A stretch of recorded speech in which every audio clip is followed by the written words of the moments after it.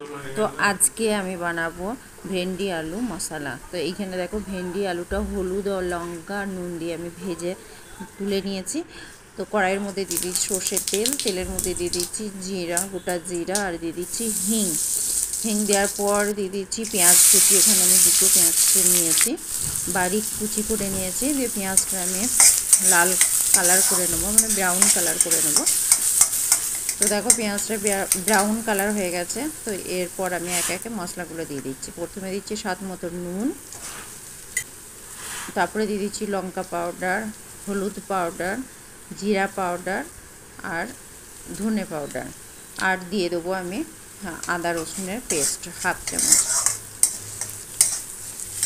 দিয়ে নেড়ে চেড়ে মশলাটা আমি ভালো করে কষিয়ে নেবো।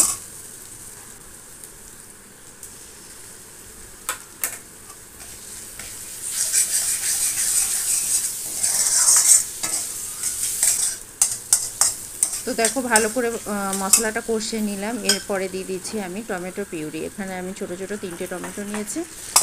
তো টমেটো পিউরিটা দিয়ে দিলাম, দিয়ে আবার ভালো করে নেড়ে ছেড়ে আমি কষিয়ে নেবো যতক্ষণ না তেল রিলিজ হচ্ছে।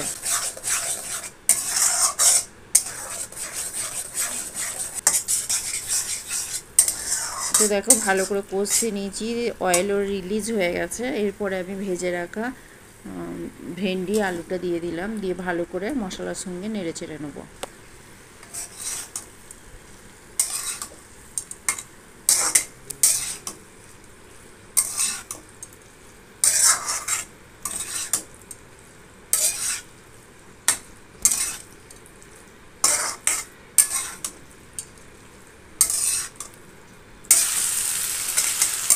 একটু ভালো করে নেড়ে নিয়েছি। এবারে দিয়ে আমি পরিমাণ মতো পানি।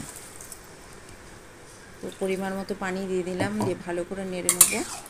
দিয়ে আমি কভার করে দেবো। কভার করে হাই ফ্লেমে আমি ভালো করে ফুটিয়ে নেবো। তারপর লো ফ্লেমে আমি 5 মিনিট কুক করব, কারণ আলুগুলো সিদ্ধ হতে একটু টাইম লাগবে। সিদ্ধ হয়ে গেছে হাফ।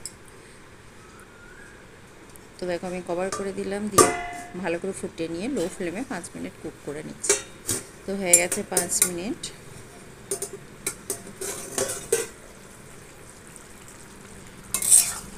তো দেখো রান্নাটা আমার একদম কমপ্লিট হয়ে গেছে। আর এই ভেন্ডি মশলাটা তুমি চাপাতির সঙ্গে খেতে পারো, রাইসের সঙ্গে খেতে পারো। তো কেমন লাগলো অবশ্যই তোমরা কমেন্টস করে জানিও।